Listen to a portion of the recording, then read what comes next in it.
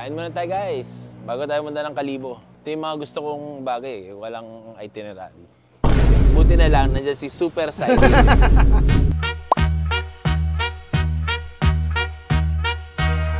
So guys, sitwasyon, nasiraan tayo dito sa Iloilo, dapat papunta kami ng Kalibo. Buti na lang, kung pinagbilan natin ng kotse, si Boss Paulo, may trusted na mekaniko. Ito si Kuya Cyril. Kuya Cyril, ano ba naging problema ng LC natin? Yun ang pinaka-problema niya, yung motor sa preno. Kadalasan sa ibang mekaniko, hindi alam yan. Gusto, palit ka agad. Oo, palit lahat. kasi pag niscan mo yan, ang lalabas niyan, EBS module. Siyempre, instinct ng ibang mekaniko. Palit lahat yan. Palit lahat kasi kasama yung master, module, booster. Magkano yan? Magkano yan? Nasa 170. 170. Nagtanong na ako eh. Nagtanong na ako eh. So ngayon, nagawa natin na ano lang ng carbon.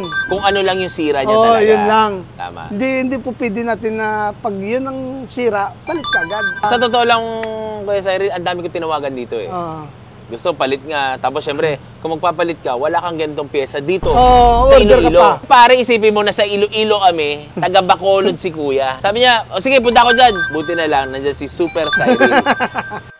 Okay na naman, Land Cruiser yan eh. Kahit saan, pwedeng gawin yan. Kahit saan, kayang gawin yan. We're on our way, Iloilo to Kalibo, or Katiklan kami, depende kung saan kami sasakay, papunta na ng Manila. Tara, samahan nyo kami today from Bacolod to Manila to Isabela para sure pare na walang sira pag ibebenta na namin sa inyo. So tara, let's go!